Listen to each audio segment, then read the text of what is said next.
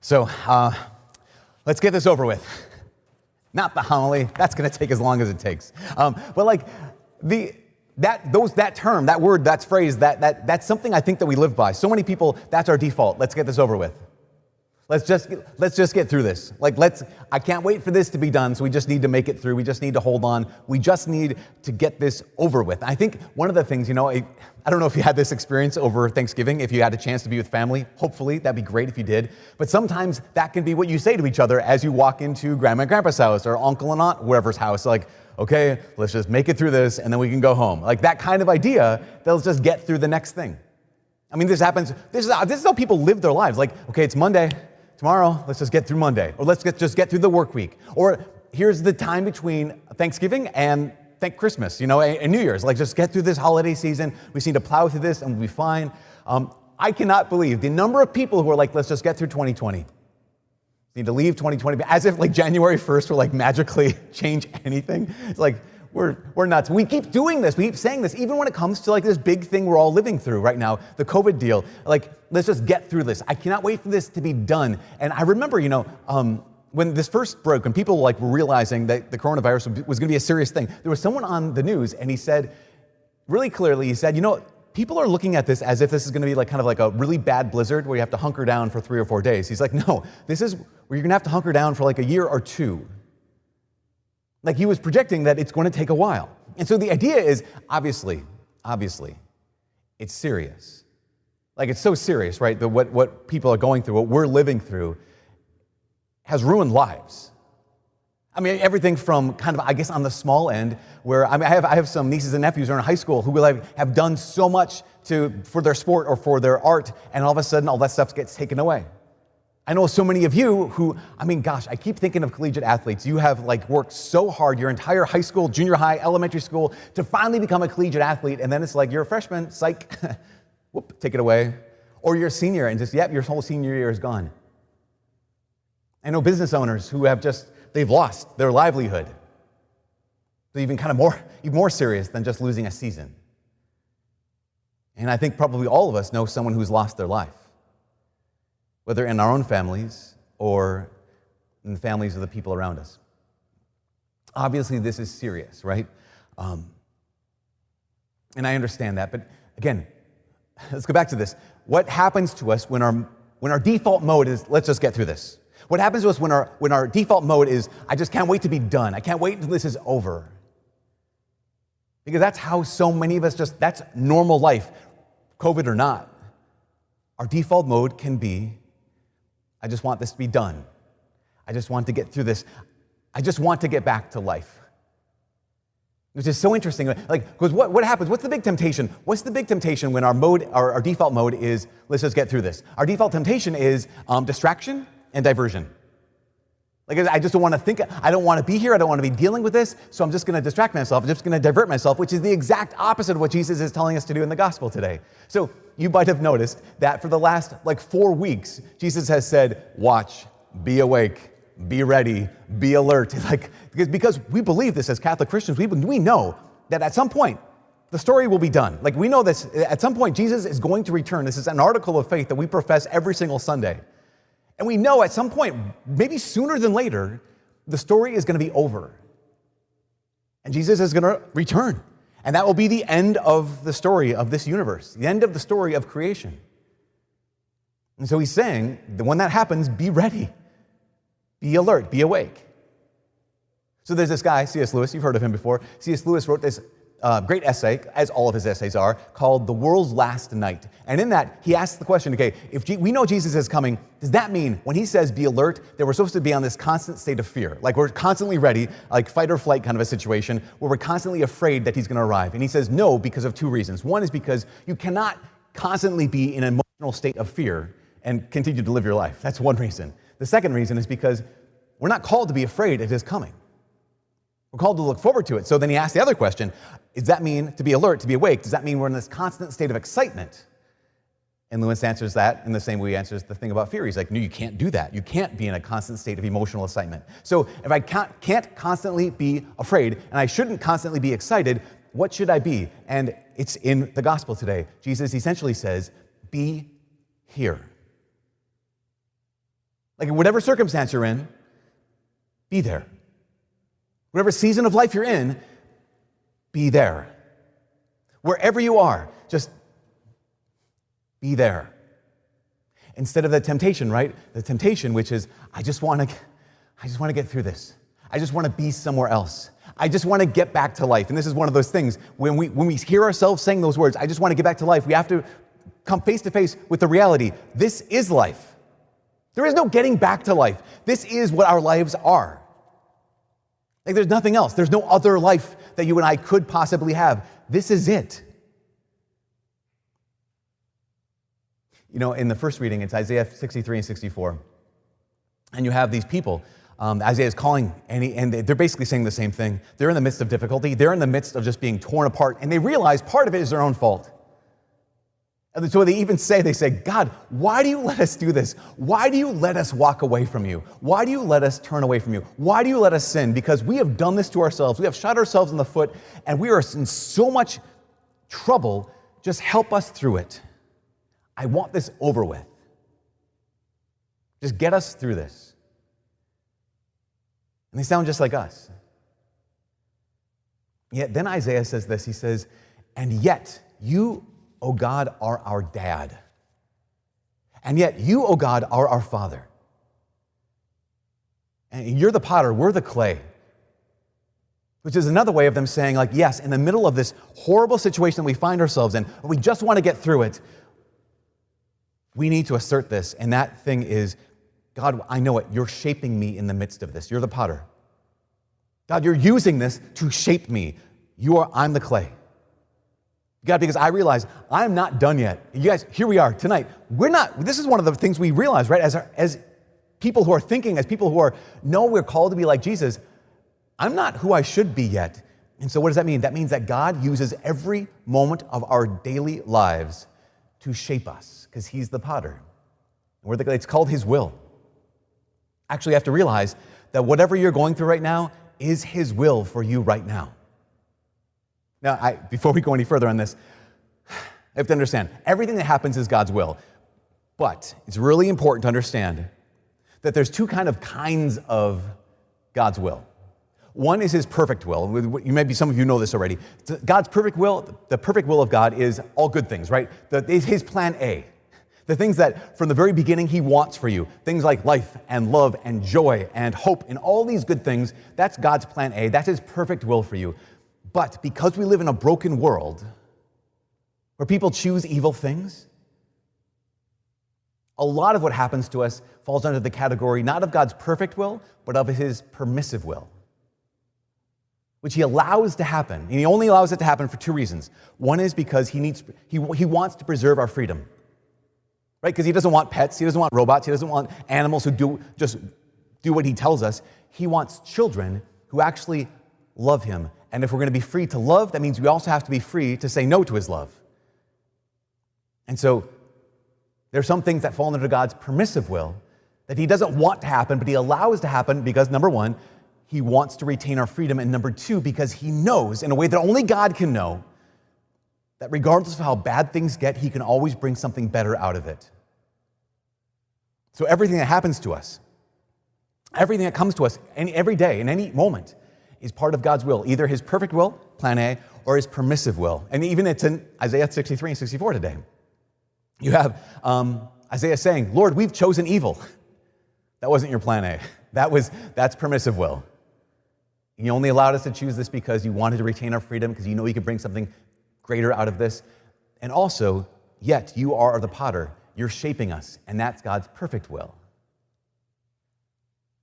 Now, I know that when I say all these things, like we can trust God in his perfect will, we can trust God in his permissive will, that it could really seem foolish, or really sound foolish to someone on the outside, and I completely agree. But it's not foolish when you and I know the character of God, when we actually know the heart of God, like Isaiah does. And what does Isaiah say? He says, and yet you, O God, are our dad. It would be foolish to trust a tyrant. But Isaiah says, but I can trust you because I know your heart. And I know that you love me. And I know that you're a good father. See, it's that relationship that changes everything. I was thinking about like the relationships. Think of how foolish we get in relationships. One example of a foolish relationship, marriage. Marriage is dumb. Like from the outside, marriage is stupid. Where you look at someone else and you say, hey, I like you. Everything I have is yours. How about that? That's D-U-M-B, dumb. Like that's, because I like you and think you're cute, everything I have is yours. So like everything I've worked for, all my stuff, it's ours now. All your debt, all your loans, they're ours now. I love it. It's so great. What a great idea. That is foolish. The idea of being able to say, like, I have hopes and dreams for my life, but now because I've met you, because we're married now they're no longer my hopes and dreams. Now they're our hopes and dreams. And maybe I even have to put those off to the side because you don't have those hopes and dreams. Even though, think about this. When a couple gets married, one of the things they're saying to each other is, my body is yours. Like, that's crazy. You know, it's Ephesians chapter 5, where St. Paul, he says, wives, submit to your husbands. Which is one of those verses, right, that gets people kind of like squirming in their seats and kind of like the hairs in your back of your neck kind of stick up a little bit, except for the fact that it's remarkable. Whenever I do marriage prep and weddings, I would say 8 out of 10, 9 out of 10 times, that is a reading that is chosen for weddings, and 100% of the time, it's chosen by the bride. That whenever that reading is chosen for weddings, 100% of the time, it was the bride who said, I want that reading. The wives, submit to your husband reading, because it also goes on to say, and husbands, love your wives as Christ loved the church and handed himself over for her. Because what is it describing?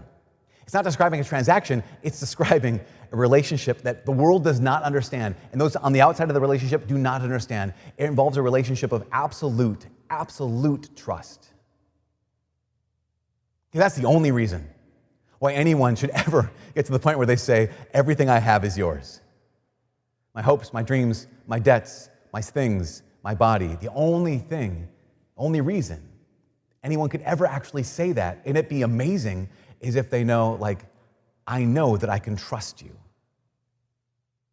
That whole thing would be foolish without love. It would be foolish without trust. And I think that's what the world doesn't understand, especially when it comes to our relationship with God. Because if we truly understood what it was to trust the Father, we wouldn't merely say, God, get me through this. What we would say is, God, you brought me to this, so do what you will, and help me say yes. Like if we truly understood what it was to trust God, we wouldn't say just, God, get this over with. We'd say, God, you brought me to this moment. Now do what you will and help me to say yes. I know that in the last 9 months or 5 months, I brought up this guy named Father Walter Chizek like 1,000 times. And I realized, I keep bringing him up, like, oh, he's one of my heroes. So you have to suffer and listen about him once more time. So Father Walter, he was this priest who is from America. He was a Polish American. And at one point, he decided he was going to be a priest, so he's in seminary. And at one point, Pope Pius XI, this is between World War I and World War II, said, Russia has been basically strangleholded by the communists. And it's become this bastion of faith, has become a haven of secularism and atheism. And so we need to re-evangelize Russia. And so Father Walter, he spent his whole seminary time learning Russian, learning the liturgy in Russian and learning how to get into Russia and learn how to be a missionary. And at one point he gets ordained and he gets to Poland and trying to figure out how to get into Russia, how to sneak past the Russian guards and sneak into Russia. And at one point then Russia invaded Poland and he was like, oh, I'm in Russia. And after a couple weeks, he was arrested. He was accused of being a German spy and was arrested. And he describes the first time he was put into a Russian prison. It was in a place called Perm. He says he put into a cell that was 30 foot by 30 foot. And in the morning, there was only 5 other people with him. By the evening, there were over 100 men in this cell with him. In a 30 foot by 30 foot cell, over 100 men for weeks on end. He describes it like this. He says, the physical conditions were inhuman. The cells were so badly overcrowded, there was scarcely room to move. There was no running water. Slop buckets served as toilets. The windows were covered with metal shutters, so there was little light and even less fresh air. We were filthy. We had no such thing as a change of clothes. We slept on the unwashed floor with insects crawling over us. The air was always foul, and you cannot get the reek of that nauseating stench out of your nostrils. You simply had to learn how to ignore it as best you could. He said it was also so degrading, so humiliating, that some men just ceased to think of themselves as men. And knowing the whole time was this feeling of injustice and helplessness. Because most of the people who were in that prison, they were unjustly accused, right? Most of them were just like Father Walter. They had done nothing wrong, but the Russian Soviet government had accused them of being political spies or political prisoners. So at one point, Father Chizek said, what I'm going to do is he wanted people to understand that he was even more guiltless. He wanted people to understand that he was even less guilty than anyone else. So he started making it known that he was a priest. Started telling everyone in the prison cell, this 30-foot by 30-foot prison cell, that he was a priest. And he thought that he would get sympathy from them. He thought they'd look at him and go, oh, poor little priest. Like he thought they would look at him and say like, oh, you must really be really innocent. But he said, what I was met with, the response I encountered was the opposite of what I expected. He said, I was looking for sympathy from these men. But he said the Soviet propaganda had done its trick, had done its job, and all these men thought of priests as not only fools, but as like some of the worst people who possibly could exist. And so he said, what could have been all these 100+ men in this cell that were united by their shared sense of like injustice, their shared sense of misery, their shared sense of we're all in the same boat. He said, I found myself even more alone. Because I was looking for sympathy, and what I was met with was even further rejection. He says, I was at a loss as to understand this, and I was furious at the added injustice of this stupid blind prejudice against Catholics. He says, I was very nearly reduced to tears. It all seems so unfair, so totally unjust, and so humiliating, so degrading. He says, added to this, I suffered at the hollow and sickening sense of being useless. So he goes on to say that because no one else would listen to him, no one would talk with him, he says, because of that, I talked to God. Because of that, I turned to God in prayer. And he says, I sought his help.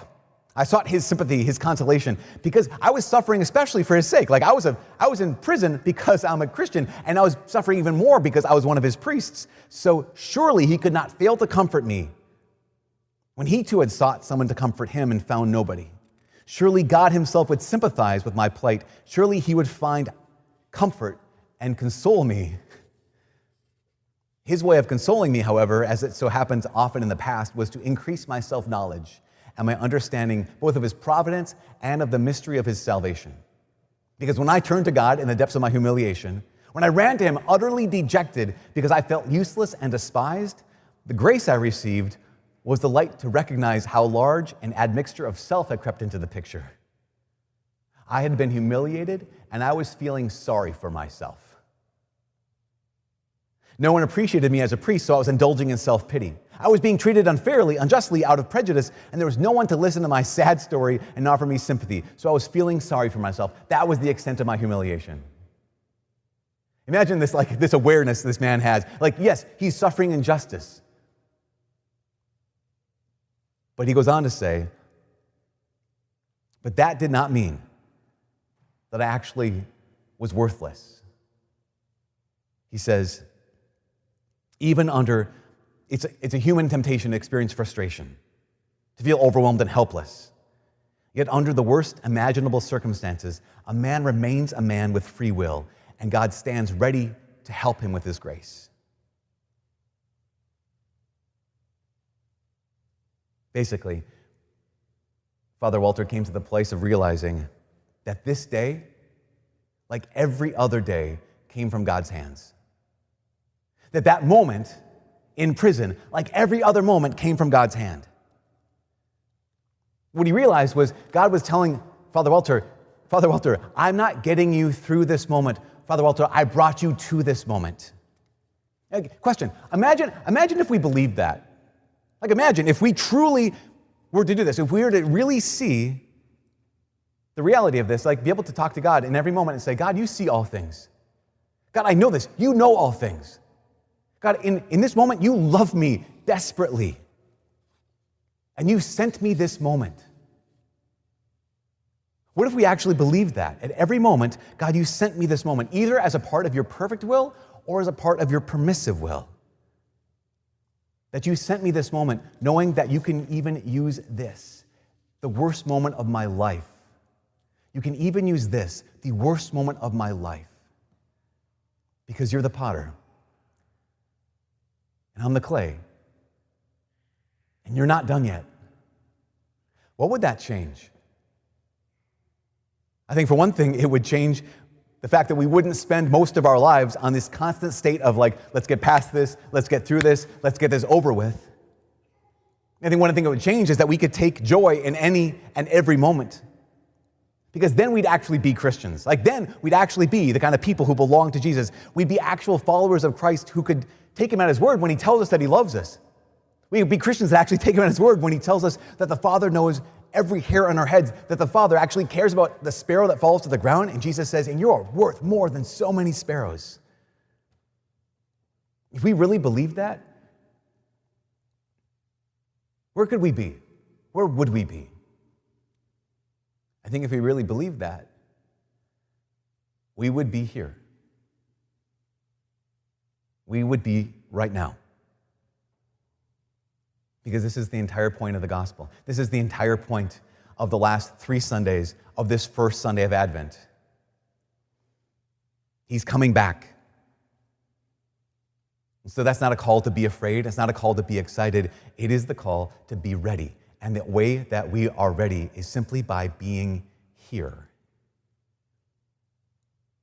By truly being wherever it is that you are. By be doing whatever it is you're called to be doing. This is the last thing. I know I've quoted Father Chizek for a bunch of times, but this is the last quote. It only goes on for 3 pages. He says, God does not ask the impossible of anyone. And he was not asking more of me, really, than he asks of anyone else. He was asking only that I learn to see these sufferings and these people who are suffering around me as sent from his hand and ordained by his will. He was asking me to do something as another Christ, to forget about myself, to forget about feeling sorry for myself, and to act in the situation after the example of Jesus himself. This was all he was asking of me. This is all he was expecting of me. And it was all I had to do. It was plenty. But it could not be done while I was feeling sorry for myself. And I wasn't powerless to do it. It was within my power, and I could count on his grace to help me. And not the least of his graces was the light to see and understand this truth. This is the key. The light to see and understand this truth, to see that this day, like all of the days of my life, came from his hands and served a purpose in his will. And this is what we can be. This is what we can do right now. I don't know if any of us right now are wrongfully imprisoned. I don't know if any of us right now are at the edge of our end of our lives. But regardless of how much suffering you're going through right now, regardless of what kind of situation you're in right now, we can be free. We can have joy. We can be ready by trusting that this moment has been given to you directly from the hand of the Father. And that all he's asking of us is that we trust him. And we receive it as from God himself.